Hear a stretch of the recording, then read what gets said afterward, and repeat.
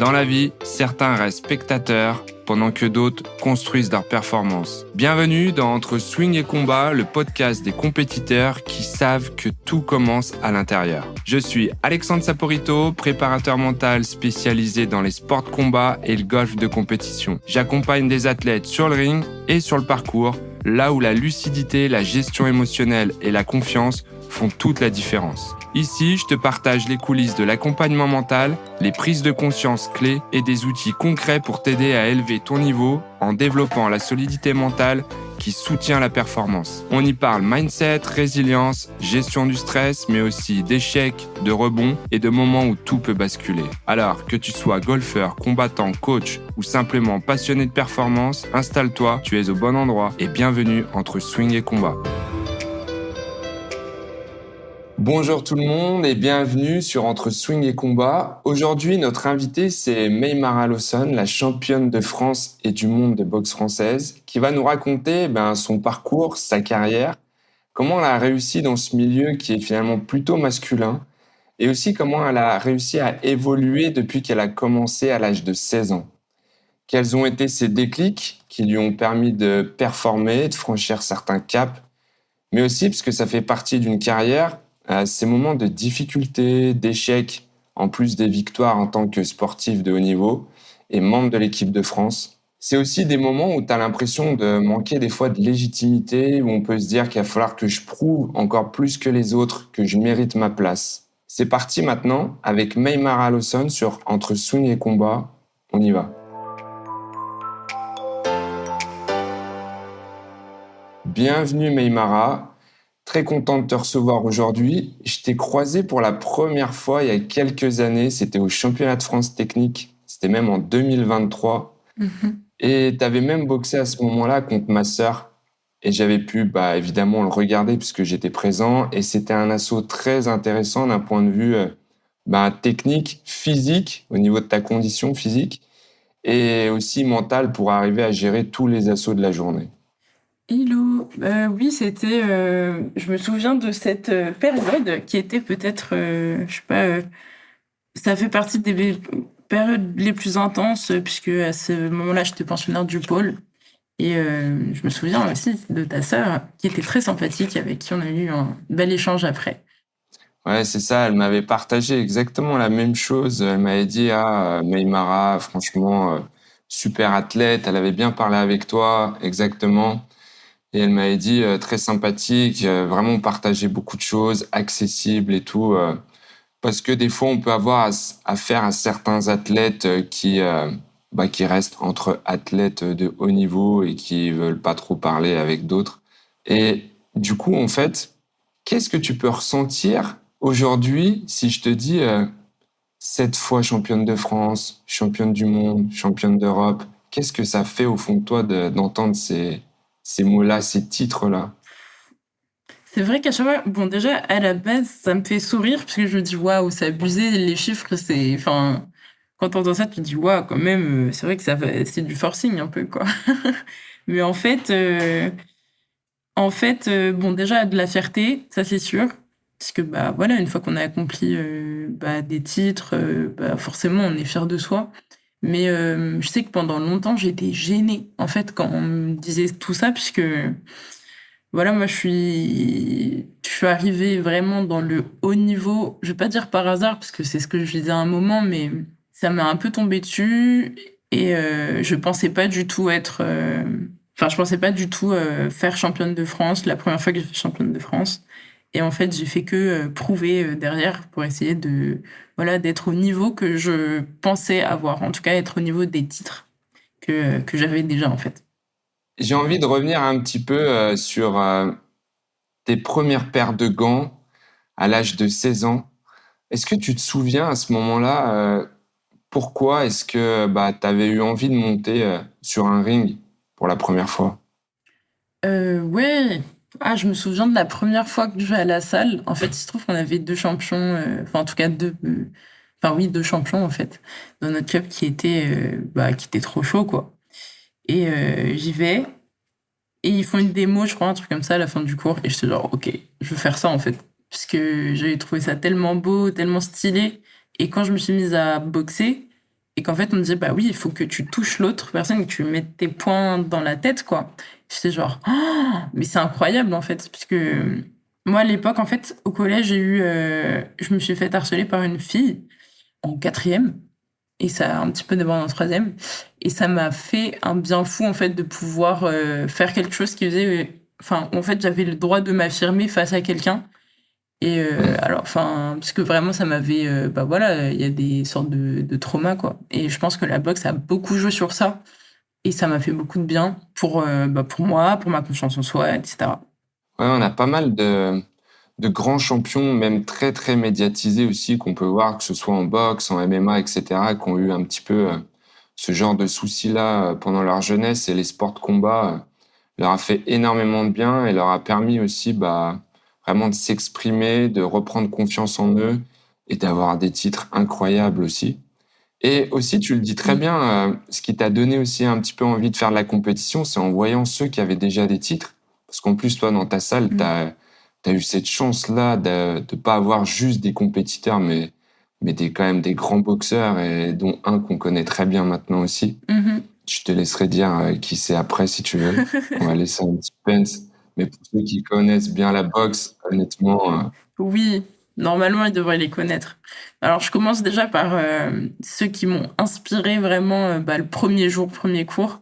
Bah, c'était Kelly Anatasio qui a fait plusieurs fois championne de France, championne du monde, championne d'Europe en assaut, qui fait du combat aussi. Il y avait aussi mon coach, Alexis Mawar, qui a pas fait beaucoup de compétitions puisque c'était pas son truc, mais qui a un niveau qui est excellent.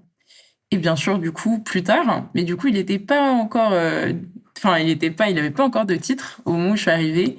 Alexis Nicolas, qui était aussi un partenaire d'entraînement, voilà, avec qui on rigolait quand même pas mal.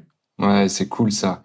Et franchement, ça donne envie après, quand on a des personnes comme ça qui font de la compétition, souvent ça déclenche des envies à d'autres. Et moi, c'est vrai que je le vois aussi au sein de mon club. Dès qu'on commence à avoir un petit Mm. groupe de compétiteurs qui commencent à monter en niveau, bah, ça déclenche des envies à d'autres. Et c'est ça qui est vraiment, vraiment bien, qu'il faut arriver à maintenir Mm. dans les clubs. C'est ce petit noyau-là de compétiteurs et pour continuer d'en avoir chaque année. Et à quel moment est-ce que tu t'es dit, OK, je veux aller loin, je veux viser l'excellence, je sais pas, même je veux des titres, etc. Je veux être la meilleure, quoi. Bah déjà, comme tu as dit, voilà, moi j'avais vu en fait qu'il y avait Kelly, enfin en fait il y en avait qui allaient loin en fait sur leur parcours de compétiteur, et je m'étais dit ah ouais on peut aller loin comme ça. Ok, je prends note. Et en fait, je me souviens que donc en 2016, donc j'ai commencé en 2015. En 2016, je fais mes premiers championnats de France jeune. Alors, aucun mérite dans le sens où il n'y avait personne dans ma caté. Et donc, j'ai été d'office sélectionnée pour les championnats de France. Ils avaient lieu à l'île de la Réunion à l'époque. Enfin, c'était une dinguerie, en fait, pour nous. Et ma coach, elle me dit, bah, je t'emmène. Alors que, bah, en fait, j'avais un an de boxe dans les pattes. Je me débrouillais pas trop mal, mais c'était pas dingue. Et elle me dit quand même, je t'emmène. Et je me suis dit, bah, ok, c'est le genre de choses qu'on peut faire avec la boxe. Voyager, aller à droite à gauche. Enfin, en fait, découvrir tout un univers qui m'a trop plu, en fait, sur le moment. Et à partir de là, dans ma tête, c'était ancré. Je me souviens, j'ai fait une bucket list, je l'ai relue là, qui date d'avant le Covid. Non, ou pendant le Covid, justement, j'ai fait une bucket list, tu sais, tous les trucs que tu veux faire dans ta vie. Et j'ai mis Mm. championne de France de boxe française. Et j'étais trop touchée je te jure, je déménage là en ce moment et j'étais touchée de la retrouver dans mes tiroirs. J'étais genre, ah, c'est vrai, oh, je l'ai fait. Donc, ouais, je dirais que vraiment, Ouais, c'est pas mal de retrouver des choses comme ça. Ouais. mm, Non, c'est vraiment bien. Ouais. Puis en plus, voilà, si tu te dis que tu avais déjà ces objectifs-là à cette époque-là, et en plus, quand tu te dis que tu les mm, as cochés, c'est encore une meilleure satisfaction ah ouais, pour toi. Et puis même de voir que tu as pu aller plus loin que d'être championne de France finalement. Parce qu'après, tu as quand même pu rencontrer aussi, faire des années de compétition où tu n'avais pas qu'une seule personne dans ta caté, où tu as pu quand même boxer un petit peu plus ouais, avant d'arriver à des titres. Mmh. Ouais, tout à fait, tout à fait. Mmh. Et c'est vrai qu'aujourd'hui, quand on te connaît que à partir de maintenant, c'est vrai qu'on te voit directement au sommet.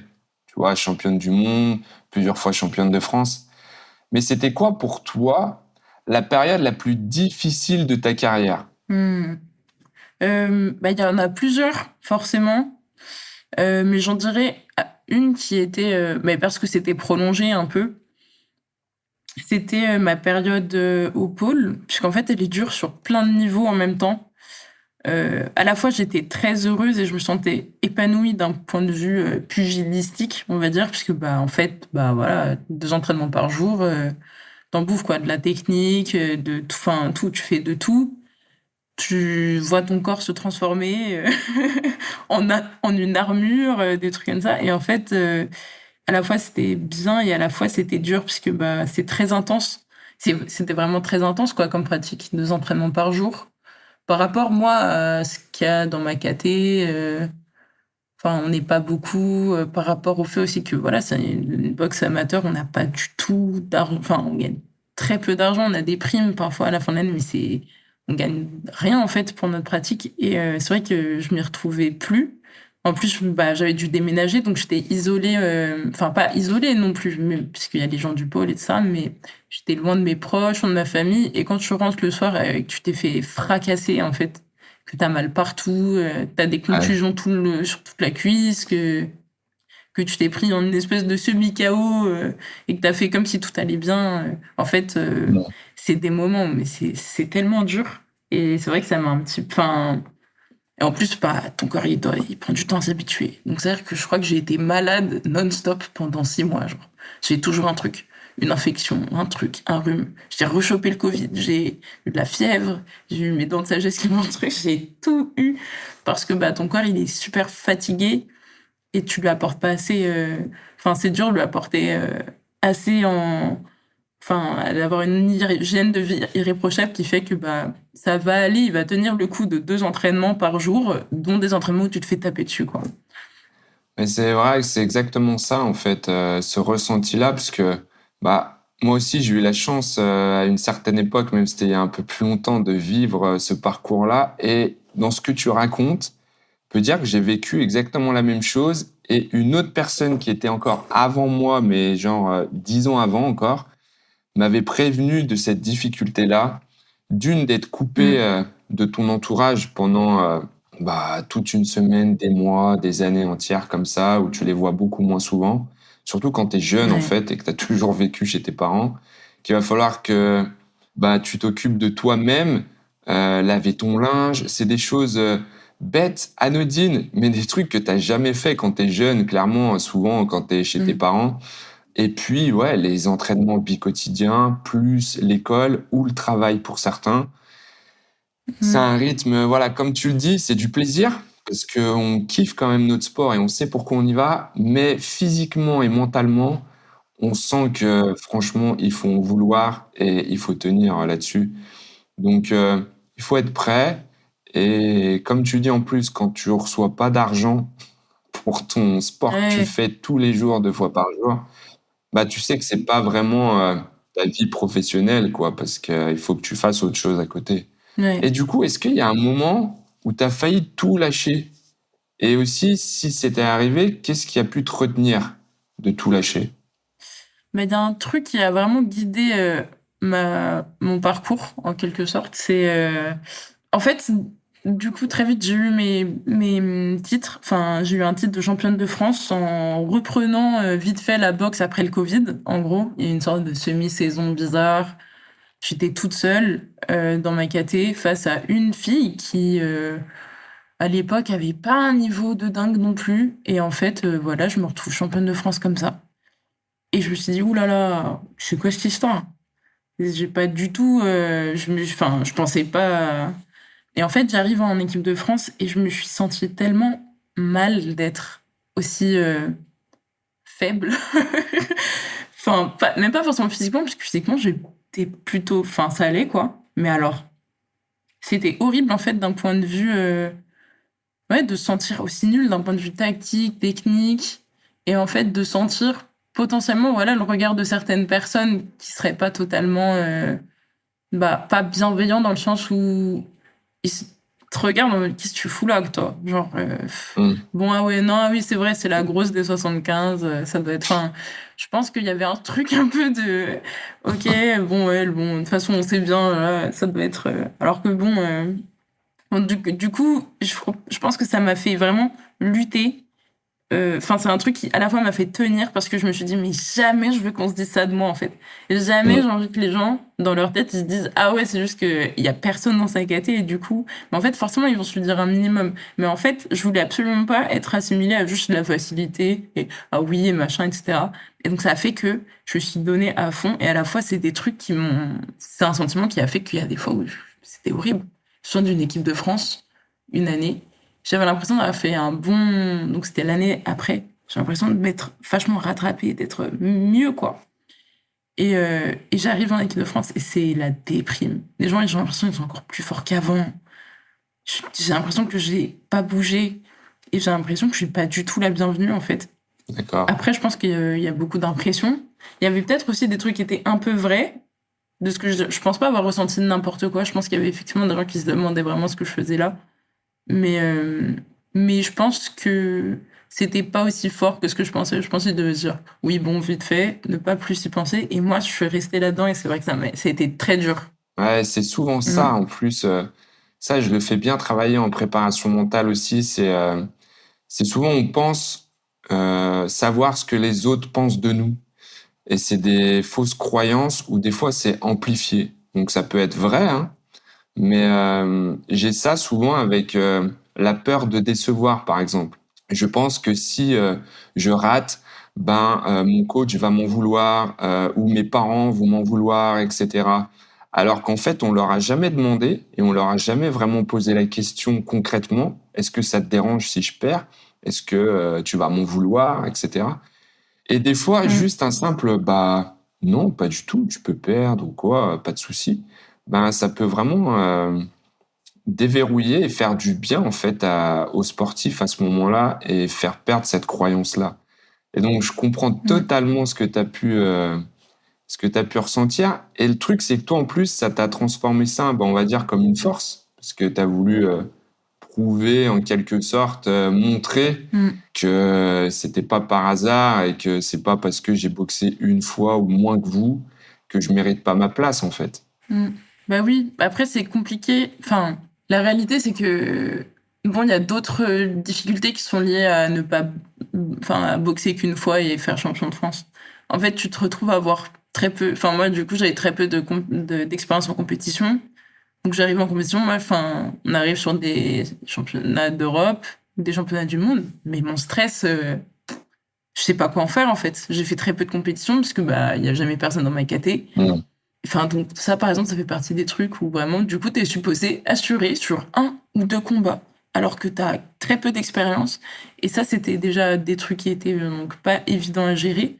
Et ouais, le fait de prouver, vraiment, il était très fort. D'ailleurs, c'est pour ça que je suis allée au pôle à un moment. Je me suis dit, mais je peux pas continuer à avoir des titres et ne pas les valoir. Genre, vraiment, c'est vraiment ce que j'avais dans ma tête. Je me disais, mais et hors des questions que je sois une championne au rabais, en fait. J'ai pas envie, j'ai envie que vraiment, quand les gens, ils me voient arriver en compète, ils se disent, ah ouais, c'est la championne. C'est Maïmara. Voilà, vraiment, vraiment enfin bon après ça fait grave, pardon, ça fait grave ego trip. Non, enfin je veux dire, vraiment je voulais Non, pas, non, c'est très bien, on ouais. se dise: «Ah ouais, non elle a gagné comme ça, elle a eu de la chance», Non, aujourd'hui je veux être sûre, bah, aujourd'hui je pense que c'est bon, mais avant je voulais être voilà, je voulais vraiment être sûre qu'il y ait pas d'équivoque, quoi. Mais Mmh. du coup voilà, vraiment ça m'a tirée, hein, parce que franchement, je me suis mise à m'entraîner, peut-être 2 fois plus, à vraiment, mettre le point, en fait, sur plein de choses qu'il fallait changer. Mais ça, c'est aussi parce que, bah, voilà, tu as été dans une équipe de France, tu vois, en fait, ce que c'est le haut niveau, tu le côtoies vraiment et donc surtout que nous, à l'époque, il y avait plus personne de haut niveau. Mmh. Barbosa, donc Alexis Nicolas, il était au pôle lui-même, donc il s'entraînait plus avec nous. Kelly, elle avait arrêté. En fait, il y avait plus de personnes dans le haut niveau au moment où à ce moment-là, en tout cas, dans les années 2020-2021 et donc ouais, j'avais vraiment, ça m'avait permis de me dire: «Ah ouais». OK, va falloir être plus rapide, plus endurant, plus tout, en fait. Ouais, c'est ça. Et c'est vraiment important quand tu arrives à un certain niveau d'aussi d'avoir dans ton club des personnes d'à peu près un niveau équivalent, voire même plus élevé que toi pour pouvoir continuer de Mmh. progresser. Et qu'est-ce qui peut empêcher, du coup, beaucoup de compétiteurs de franchir le cap vers le haut niveau? Tu vois, on vient d'en parler un petit peu, bah, justement, là, le fait de manquer de partenaires d'entraînement, ça peut empêcher certains compétiteurs de franchir un cap. Mais aussi, il peut y Mmh. avoir peut-être le mental, le physique, la technique. Qu'est-ce qui, selon toi, peut empêcher des compétiteurs de franchir ce cap vers le haut niveau? Waouh, il y a plein de facteurs. Bah, déjà, c'est vrai que le fait d'avoir déjà de la représentation, ça change. Parce qu'en fait, tu te dis que effectivement c'est une voie possible, même, là où j'en suis là actuellement, ouais, à l'endroit où je le fais. Parce que, bah, voilà, on est dans un sport qui est encore très amateur, ce qui fait que, bah, tu vas à ton club du coin, tu te dis pas que tu peux être champion.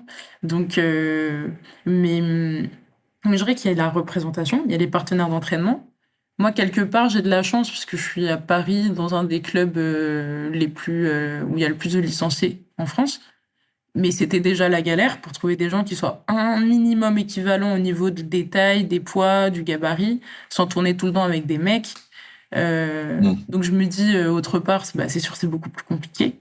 Ensuite, il y a aussi le fait que, bah, en fait, la représentation, elle est là pour se dire: «Ah oui, il faut faire tout ça, en quelque sorte, pour, s'aligner avec le standard». C'est-à-dire que, moi, je m'entraînais 3-4 fois par jour, 3-4 fois, pardon, par semaine. Bah, je me suis rendu compte en équipe de France, parce que j'ai vu d'autres personnes, que, bah, non, en fait, tu peux t'entraîner plus que ça et en fait et même c'est en fait, le minimum, c'était 4-5 fois par semaine, en fait, limite et donc bon, sauf sur, certains cas et cetera, bien sûr. Bon, tu peux te débrouiller en assaut, peut-être, parce que l'expérience fait que, bon et il faut juste entretenir le physique, mais c'est pas bon et ensuite, je dirais que ce qu'il faudrait vraiment, bah, en fait, c'est être vraiment très déterminé et très humble dans son apprentissage.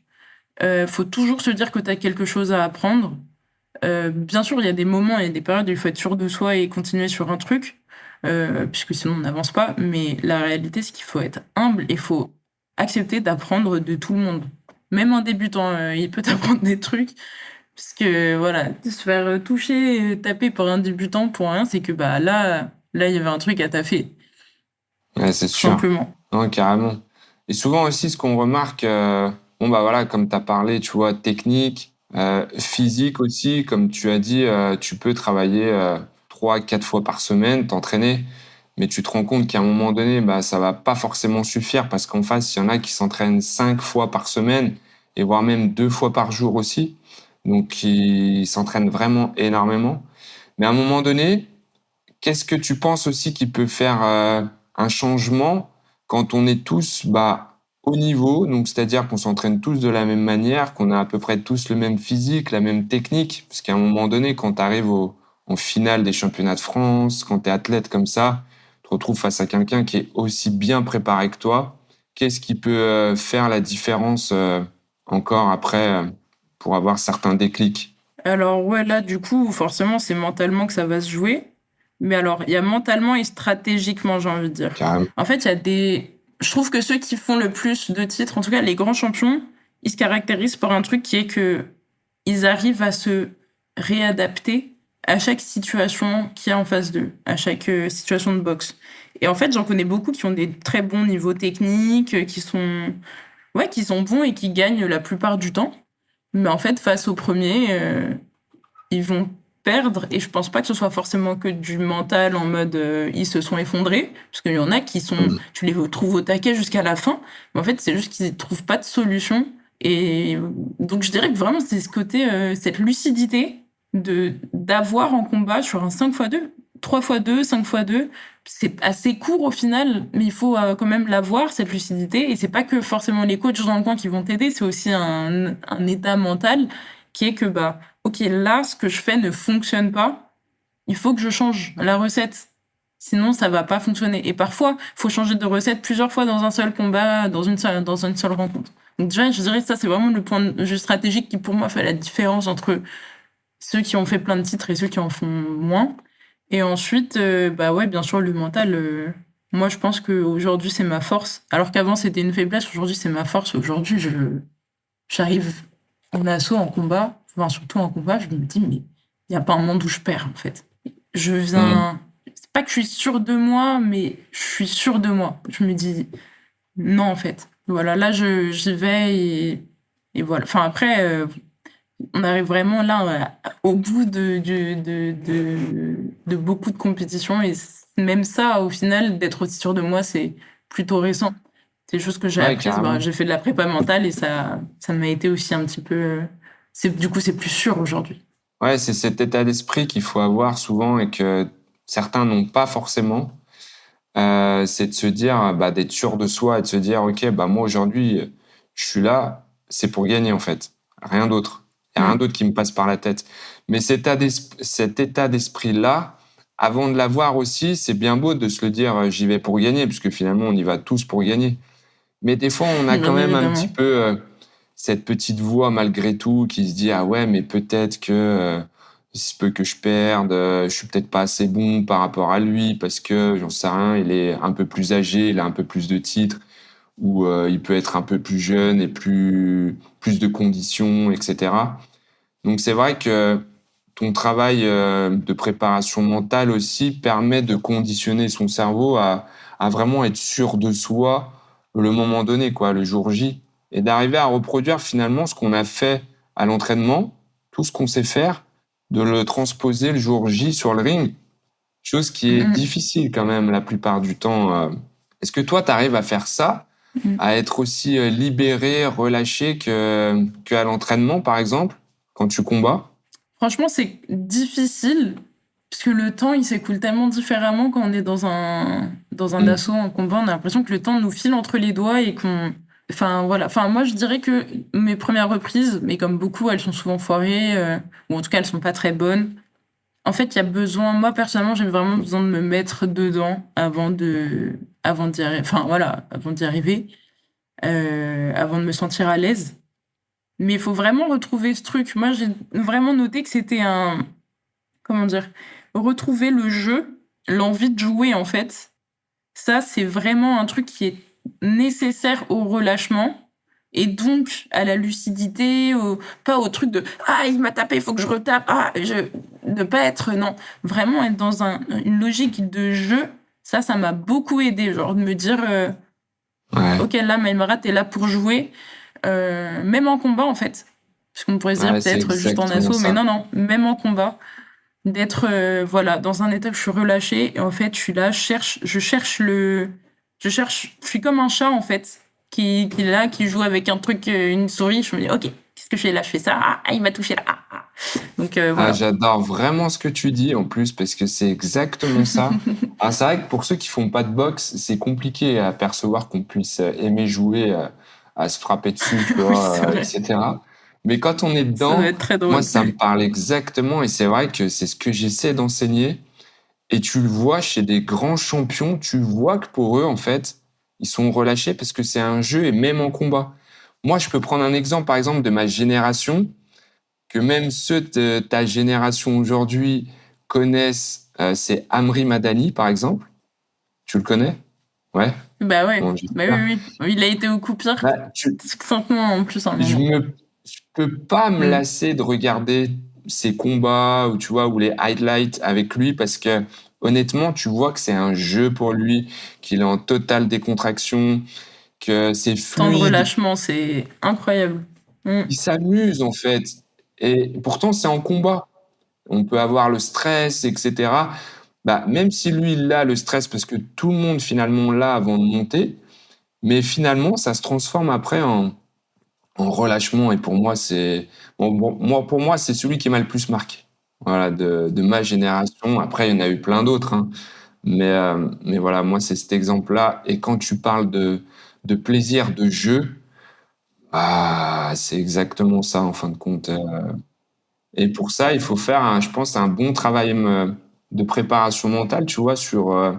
Ouais. Sur la peur de prendre, des coups, la peur peut-être de se prendre un KO, de savoir pourquoi est-ce que tu y vas et ça, c'est vraiment très, très intéressant et comment tu arrives toi, justement, à switcher, tu vois? Entre parce que tu fais de l'assaut et du combat. Mentalement, comment est-ce que tu arrives à switcher ces approches ou est-ce que tu as les mêmes approches pour les deux finalement? Je me suis rendu compte que sur les rencontres où j'ai vraiment performé, parce qu'encore une fois, ça n'a pas été bon à chaque fois, hein. Il y a des fois où, bah, je me suis un peu ratée sur cette rencontre, sur ce match, mais sur cet assaut, mais il se trouve que comme, tu t'es tellement entraîné derrière, bah, j'ai quand même, j'ai quand même gagné puisque j'étais meilleure sur, tout plein de points. Mais, là où je me suis vraiment retrouvée, on va dire limite vraiment dans un état de flow, où j'étais vraiment dans le jeu, où j'étais vraiment bah, en fait, c'est le même état d'esprit, au final. C'est la même chose. Disons juste que le combat va plus t'autoriser à dérouler, surtout que, voilà, moi, je suis dans une caté plutôt lourde chez les filles. Ne pas avoir à gérer tout le temps la puissance de sa jambe arrière ou des trucs comme ça, Mmh. c'est important. Mais je dirais que c'est vraiment travailler, comment dire, travailler sur à la fois on est dans le jeu, à la fois on a une détermination qui est très très forte, un truc qui est très c'est un état dans lequel où j'ai l'impression d'avoir des œillères où je suis genre droit au but, comme si je créais trop d'adrénaline dans ma tête et qu'en fait j'avais une sorte de rage contrôlée un peu. Je suis en mode mais j'ai tellement envie de gagner, j'ai tellement envie de que j'ai un espèce de truc comme un faisceau lumineux qui se décide et je suis en mode voilà, ça sera ça le chemin. Et à chaque fois que je suis là-dedans, mais en fait, franchement, moi je me trouve inarrêtable dans le sens où même si je me prends des coups, je me prends des trucs mais humiliants parfois, c'est pas grave, je me prends une pointe de figure, un énorme Mmh. chassé dedans, mais je C'est pas grave. continue, je continue, c'est pas grave, je continue à jouer, je continue à et quand tu captes face à toi que la meuf elle est en train de dire oh merde elle est un peu trop à l'aise, voir sur l'autre en fait sur le visage de l'autre que bah elle est un peu trop à l'aise, ça me personnellement ça me galvanise encore plus. Mmh. Je sais pas si c'est une bonne chose, mais en tout cas, ça veut dire que je réussis l'exercice et c'est encore plus. Ça veut dire que je suis en mode ah c'est bon, là t'es en train de jouer. C'est un peu la confirmation quoi. Ça aussi, c'est un déclic à avoir aussi quand tu fais du combat ou même de l'assaut, hein. C'est d'arriver à voir l'expression sur le visage de l'autre, être capable de savoir quand est-ce que tu l'as touché, piqué un petit peu, et que ça déclenche en Mm. toi aussi ce petit truc de ah ouais, d'accord, mais je vais continuer en fait, parce que là, je vois que je t'ai piqué. Et Ouais, ça, c'est toujours pareil. Il n'y a que ceux pas qui très font des sports bienveillant, mais c'est combat et de vrai. la boxe qui peuvent comprendre ça en fait. C'est pas méchant, Mm. c'est vraiment, encore une fois, le sport qui veut ça. Et c'est vrai qu'à la fin d'un assaut ou d'un combat, on a toujours beaucoup de respect pour son adversaire. Et c'est souvent qu'on voit, on se serre la main, on se prend dans les bras, on se fait la bise. Voire même, des Mm. fois, ça peut être son meilleur pote d'entraînement contre qui on a boxé en finale Ouais. aussi. Ça peut arriver. C'est très compliqué. Mais beaucoup arrivent forcément à switcher sur ces parties-là aussi mentalement et de se dire bah finalement c'est pas mon meilleur pote que j'ai sur le ring, c'est simplement un adversaire comme un autre. Je connais son niveau par contre, lui connaît le mien et que le meilleur gagne. Et puis à la fin on voit souvent bah ça restera ton meilleur pote hein, et puis voilà. Mm. Donc ouais, ce petit déclic là c'est vraiment intéressant de l'avoir et ça aussi on l'a pas tout de suite. Et est-ce que toi, par exemple, tu vois, ça t'arrive d'avoir la pression avant de monter sur le ring ou quand tu es sur le ring, mais souvent c'est peut-être avant. Et est-ce que tu arrives à travailler ton mental? Est-ce que tu as une routine pour te concentrer, pour te mettre dans ton combat, dans le vestiaire avant d'y aller? Alors moi je suis très stressée les jours de compète. Genre tous les jours de compète, je me demande pourquoi je fais de la compète, vraiment. Tu Ok. vois, je me dis mais c'est horrible. C'est horrible, je me sens trop mal. En général, j'ai envie mais la nuit, je dors pas, très peu. Je dors pas plus de 6 heures. Je suis trop excitée, en fait. C'est même pas du stress, c'est genre, je suis trop excitée, je me dis, oh, ça va bientôt être le combat. Et puis le jour arrive, il faut commencer à se changer, etc. Là, la boule, enfin, voilà, là, c'est horrible. J'ai envie de vomir, je suis pas bien, nan, nan, et tout. Mais petit à petit, ça va de mieux en mieux. Déjà parce que j'arrive mieux à jauger mon niveau par rapport aux autres, etc. Et du coup, je sais quand il y a vraiment un truc dur ou pas. Et quand il y a vraiment une grosse échéance, là, voilà, tous mes moyens sont mobilisés. Ça va être vraiment de me mettre dans le calme. En fait, comment dire, de me distraire un maximum pour pas que le stress me bouffe pendant Ok. toutes les heures avant le combat. Et on va dire vraiment 1 heure avant le combat, 1h30 avant le combat, c'est fini. Vous me voyez plus, je vais me mettre dans mon coin, j'ai mon casque, je suis là, je fais mes trucs. C'est vrai que souvent, voilà, il y a des coachs qui viennent, qui machin, enfin, selon les coachs, puisque ça change quand on est en équipe de France. Euh, ou alors, quand je suis au club, entre mes deux coachs, ils ont pas exactement les mêmes manières de faire. Mais moi, j'aime être tranquillement, je suis là, on a fait les pattes un petit peu, on joue un peu. Moi, j'ai besoin de me remettre dans le jeu, justement, comme je dis avant. Donc, ça veut dire que je fais pas juste des pattes, je fais un petit peu d'échange.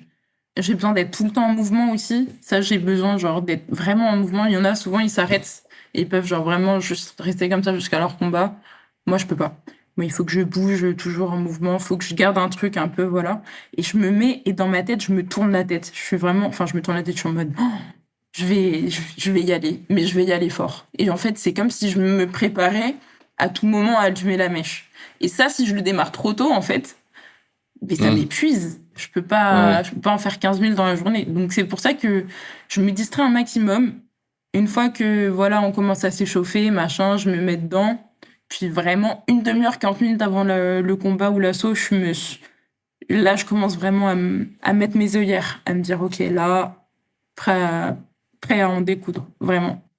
Mais c'est très dur parce que tu stresses et à ce moment-là, tu te dis, j'ai plus envie d'y aller, j'ai peur. Tu commences à avoir peur, ton cœur qui bat, t'as envie, une sorte de, l'envie te quitte d'un coup parfois, Hmm. et ça, c'était vraiment ce que je redoutais. Mais du coup, je me suis, avec ma préparatrice mentale, donc enfin, c'était il y a pas longtemps, c'était au début de l'année, on a commencé à mettre en place des exercices de respiration Hmm. qui m'ont beaucoup aidé. Genre vraiment, la montée de stress, en fait, tu la gères. Enfin, cette montée, là, cette tachycardie, là, qui me tuait et qui me bouffait toute mon énergie les jours de compète, surtout quand il y a plusieurs combats, c'est horrible. Bah, en fait, je l'ai fait peu à peu, pas disparaître, puisque, bah, en fait, elle revient tout le temps, mais en tout cas, je la fais baisser à chaque fois et je me redis mes trucs, je me redis mes mots. Je suis en mode, ok, t'es là pourquoi? Ton entraînement, qu'est-ce que t'as fait? Tu sais que tu vas le faire, tu sais que ça va le faire. Tout ce que t'as donné, tu sais que ça va le faire. Et de toute manière, ce sera sur le ring et tu seras la meilleure. Et ce sera comme ça, genre. Et là, ce que je vous dis là, tout de suite, si vous le dites comme ça n'aura peut-être pas de sens, mais tout ce que je dis, ben, en fait, c'est relié à tout plein de choses que je ressens, en fait. C'est vraiment, Hmm. quand je dis, voilà, qu'est-ce que j'ai vécu à l'entraînement, mais je me souviens, en fait, de tout ce que j'ai vécu, tout ce qui a fait et tout ce qui fait que je sais que ça va le faire quand même, genre. Donc ça, bon, faut pas juste dire des mots, faut vraiment le reconnecter à des émotions profondes pour que c'est vraiment de l'impact, on va dire. Ouais, je comprends. Ouais. Parce que des simples paroles, des simples pensées, ça peut rentrer et sortir de ta tête comme ça, et finalement, ça agira pas sur ton corps. Et souvent aussi, je dis que la posture que tu peux avoir aussi corporelle, comment tu te tiens, ça joue aussi sur ce que tu penses, sur comment tu peux voir les choses. Si tu te tiens droit, la tête relevée, contrairement à si tu te tiens tout courbé, tu regardes par terre, etc., parce que t'es pas trop sûr de toi à ce moment-là, bah forcément tes pensées vont pas être les mêmes, tes émotions pareilles, et l'énergie que tu vas retranscrire derrière pendant ton combat ou ton assaut, ce sera exactement la même chose. Donc souvent je dis, Mm. quoi qu'il arrive, tu te tiens droit, t'es content d'être là, tu relèves la tête aussi, et automatiquement, en fait, ton corps, il va mieux agir, en fin de compte, suivant ta posture. Et la respiration, comme tu dis, ça peut vite calmer le stress aussi. Donc, c'est un vrai travail à faire quand tu commences à sentir que le stress monte très, très fort. Et tu vois, tu nous racontes tout ça. Est-ce que ça t'a apporté tout ce que tu as appris là pendant toutes ces années de boxe, de compétition, de préparation mentale, parce que aussi ça te demande de la rigueur d'entraînement, de la volonté, etc., certaines hygiènes de vie. Ça t'a appris quelque chose sur toi-même et est-ce que ça te sert en dehors du ring aussi, tu vois, dans ta vie perso, pro? Qu'est-ce que ça t'a appris tout ça? Bah, en fait, je crois que je prends beaucoup de temps à réaliser que ce que j'ai fait, en fait, que toutes les qualités que j'ai acquises sur le ring, enfin, que j'ai développées, etc., en m'entraînant, etc., ben, je commence à voir qu'effectivement, ça se met bel et bien, enfin, ça peut se faire de la même manière dans la vie. Mais voilà, moi, Mm. j'ai un petit bug. Je me suis rendu compte vraiment il n'y a pas si longtemps que, en fait, les mêmes recettes, ça fonctionne. Enfin, c'est-à-dire, je sais pas, genre, respirer quand t'es stressé, t'entraîner pour un examen, c'est la même chose, en fait. Et c'est vrai que, moi, à côté, à la fac, j'ai jamais eu de grandes difficultés à passer mes examens, tout ça, etc. Mais je me mettais toujours dans des états de stress de fou. Je me préparais pas à mes examens et en fait, je me rends compte que non, en fait, c'est comme à la boxe. Maïmara, il va falloir faire la même. Si tu fais la même chose, normalement, ça marche. Parce qu'il y a des fois, je me disais, mais comment ça se fait que je réussisse comme ça dans la boxe et je réussis. Enfin, j'ai galère à la fac à. Mais non, non, en fait, c'est la même chose. Faut juste préparer de la même manière, quoi, tout simplement. Ouais, c'est Donc, exactement ça. c'est pas forcément. Bon, moi, ça n'a pas été automatique du coup, mais aujourd'hui, il faut juste que je me souvienne de temps en temps que c'est la même recette. Ouais, que tu peux retranscrire exactement cette rigueur que tu peux avoir, etc., et plein d'autres choses dans ton sport, que tu peux le retranscrire professionnellement, personnellement, pour avancer et obtenir finalement atteindre tes objectifs. Qu'est-ce que tu pourrais dire à un jeune, tu vois, qui nous écoute, ou à ta version, toi, de 16 ans, débutante? Tu vois, qu'est-ce que tu pourrais lui dire à cette personne-là qui débute la boxe et qui aurait envie d'atteindre le plus haut niveau? Ouais. Moi, je trouve que c'est très dur de répondre à cette question parce que je sais pas du tout ce que j'aurais voulu entendre à mon âge. Mm. Euh, Enfin, à l'âge que j'avais quand j'ai commencé à boxe, je sais pas, à 15 ans. Enfin, en fait, c'était. Boxer, ça relevait tellement d'une urgence vraiment de s'affirmer que je sais pas si je me serais dit quoi que ce soit par rapport à du haut niveau. Mais en tout cas, je dirais vraiment, peut-être que, ok, ça donne un truc. Peut-être, je dirais vraiment, fais ce que t'as, enfin, pas fais ce que t'as envie dans le sens où fais tout au gré de tes envies et lâche tout, mais enfin, sans aller jusqu'au bout des choses, mais je dirais, suis vraiment ce qui te fait du bien, quoi. Qu'est-ce qui te fait du bien? Pas ce qui te fait plaisir sur le moment. Qu'est-ce qui te Mm. fait du bien, en fait, au fond? Essaye de l'identifier vite. Donc, toi, jeune compétiteur, ou toi, jeune Maïmara, qu'est-ce qui te fait du bien et essaye, voilà, d'aller vers ça. Vraiment. Ouais, c'est ça, tu l'as dit, c'est pas ce qui te fait plaisir sur le moment, tu vois, parce que ça, c'est sur le long terme, c'est pas vraiment ce qui va t'apporter un bien-être, c'est du bien-être sur le court terme. Mais oui, d'arriver assez tôt. Et ça, ceux qui l'ont, franchement, c'est génial. Même dès l'âge de 13, 14 ans, arrivent à savoir exactement ce qu'ils veulent. Mais voilà, ce qui te fait vraiment plaisir est de le trouver et de continuer dans cette voie-là, bah, le plus possible et de croire en ses rêves à ce moment-là aussi, parce que je sais qu'il y en a, peu importe le sport, mais ils sont vraiment à fond dedans.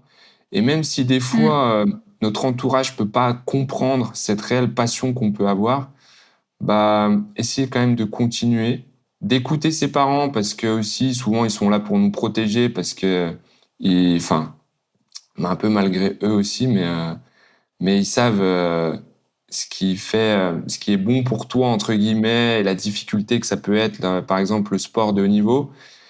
Mais en même temps, certains parents arrivent à aussi surpasser ces peurs-là parce que c'est la peur de parents aussi que de Mm. penser que son fils n'y arrivera pas et que ça peut être dur pour lui après derrière.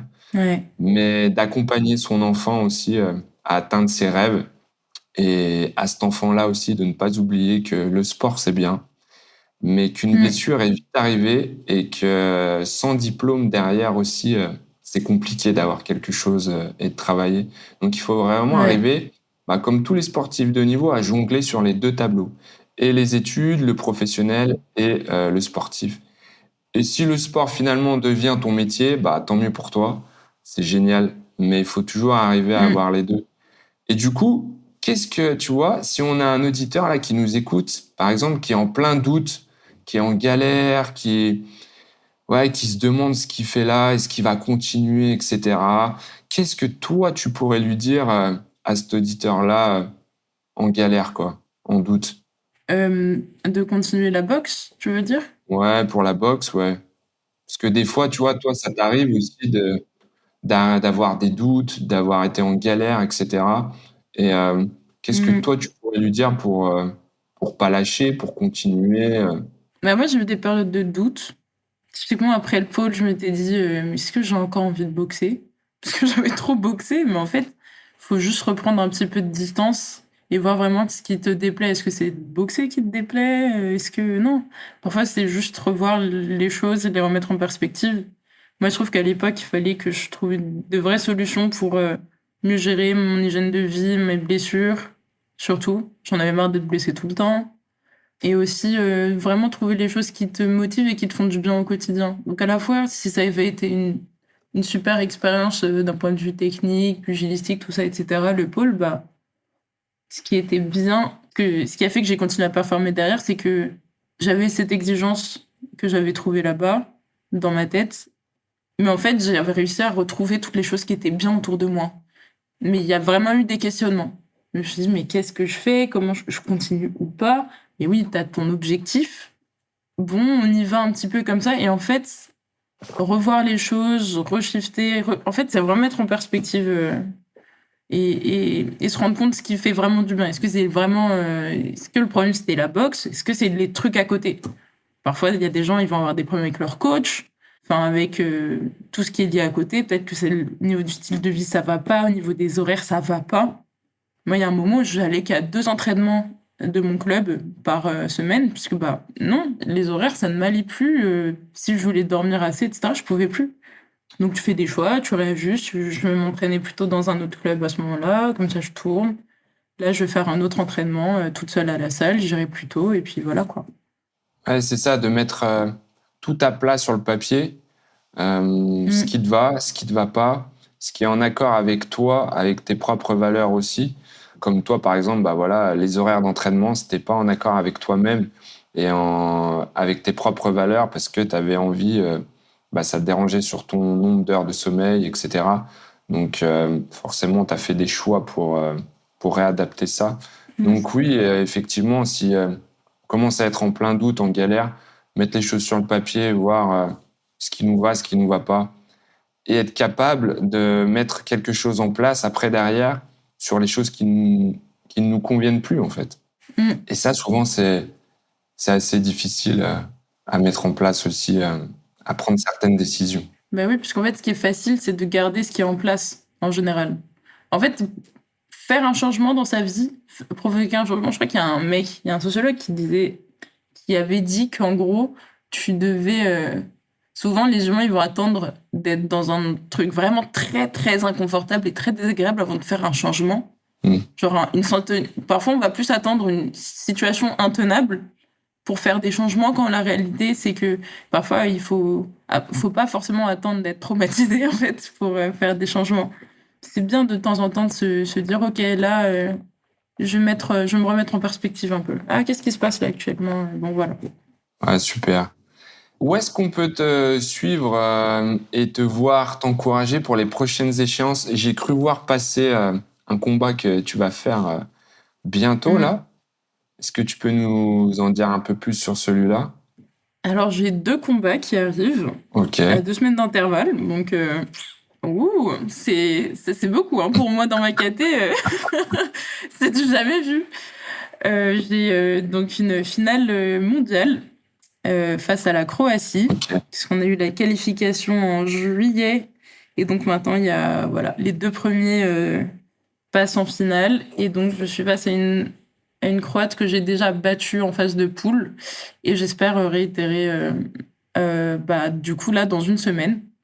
Ce sera Ok. vendredi 3 octobre, voilà, et il y aura probablement un lien puisque je crois bien qu'il y aura un lien.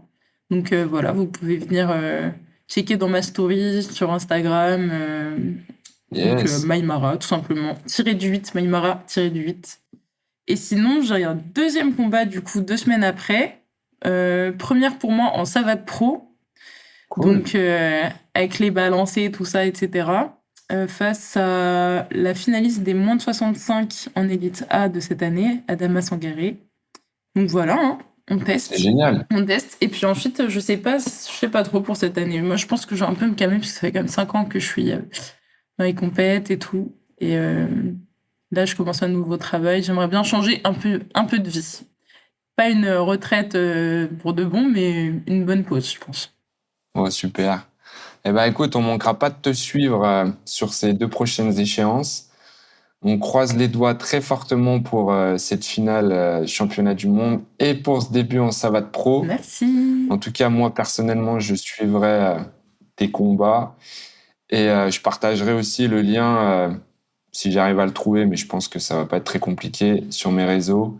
Oui, ça va aller. Eh ben, écoute, Maïmara, je te remercie d'avoir pris du temps pour cette interview. Je te souhaite une très bonne continuation. Nous, on se verra certainement sur des compétitions, du moins je l'espère. Très probable. Et merci à tous d'avoir écouté cette interview. Et je vous dis à très bientôt sur Entre Swing et Combat. Merci à vous. Bye bye, Maïmara. Au revoir.